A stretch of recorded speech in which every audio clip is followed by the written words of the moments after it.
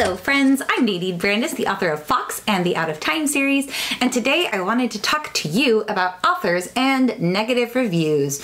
Do I read my negative reviews?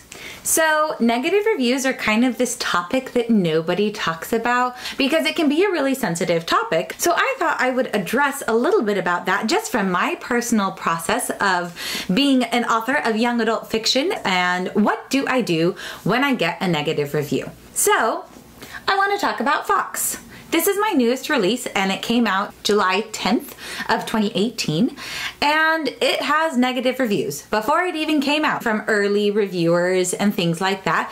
And when I first read them, I realized I should not read these because it really affected my ability to write. I was just not in a good emotional place where I could read them. And so I stepped away and I did not read my negative reviews because it was too hard for me. That's just my personal, that's where I'm at with it. Some authors can read all of their reviews. So with my Out of Time series, I can read any negative review that anybody writes about these. And I don't know why, but I'm just in like a better mental place with these books. I can handle it emotionally more because these books have been out for a while. I've got thicker skin with them. Fox is still very new to me and very raw to me, and I'm hoping everybody likes it. But something that I learned when reviews were coming in early was that Fox is kind of a love it or hate it book. You know those books? I'd never written a book like that, so it was actually really fascinating to see how some people loved the same things that other people hated. I want to give you an example. Some feedback that I have gotten from Fox looks like this. I just love the world building in Fox. It's fantastic. There's basically no world building. This gripped me from the very first page. I couldn't put it down. I could not get into this book at all. The beginning was so slow. Thomas Fox is the best! Thomas Fox is so annoying, guys.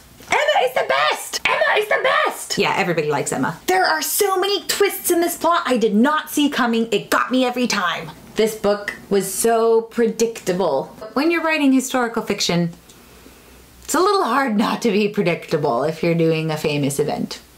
Color magic was so cool. Color magic was really confusing.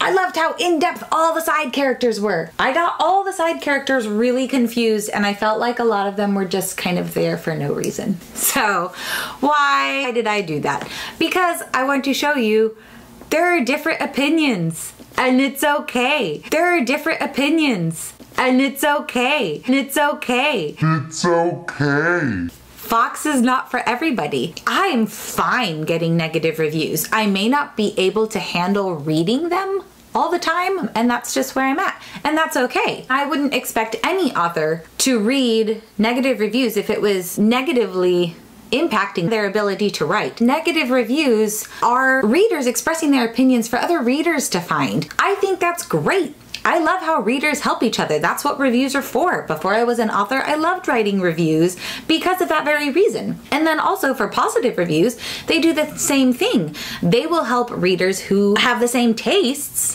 find Fox and enjoy it. So I'm all for negative reviews. I'm all for positive reviews. I'm fine having negative reviews for any of my books as long as they're negative because of the book. If it's like a negative review because someone doesn't like the price of the book, that has nothing to do with the author. So all that to say, I think that it's really healthy for reviewers to be honest, and that is what I always encourage my reviewers to do, is to be very, very honest about how they feel about the book. So in conclusion, I read some of my reviews because I want to know what my readers are thinking, and I want to learn about my writing weaknesses so that I can become a better writer. But I also understand that readers all have different preferences and they express those in reviews.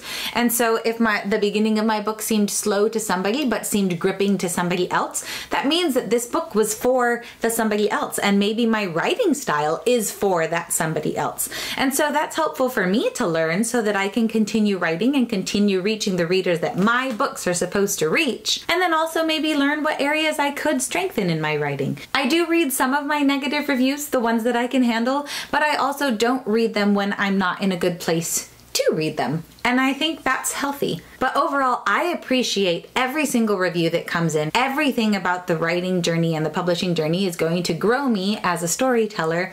And I want my readers to know that I respect their opinions. And I hope that they respect the opinions of other readers who don't have the same opinion as them. Every book is not for every person. And that is so important to understand. I still want to connect with you as a reader, whether Fox was a book for you or not. We don't have to let this book come between us. All of the reviews are super helpful to authors just in general, so if you're a reader, please write reviews on Goodreads, on Amazon, on the review sites. So let me know below how you review and any of your review thoughts or things that you would like to see from authors regarding reviews, or maybe things that you wish you could see in more reviews. I hope that this was helpful. If you want to keep up on my videos, please be sure to click subscribe or the little bell icon, which gives you an email alert every time I post a new video. Until next time, tally ho!